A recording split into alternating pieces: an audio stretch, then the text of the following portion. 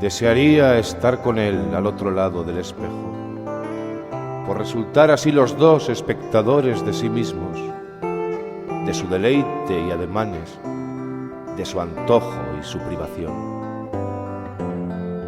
Desearía estar con él al otro lado de la sombra, en donde todas las palabras se confunden en una música que rodea a los que se aman de armoniosa sonoridad. Desearía estar con él al otro lado de la vida, de la edad y del desengaño, fijos los dos, como en el lienzo de Apolo y Dafne, ella hecha árbol y él aferrado a su pasión.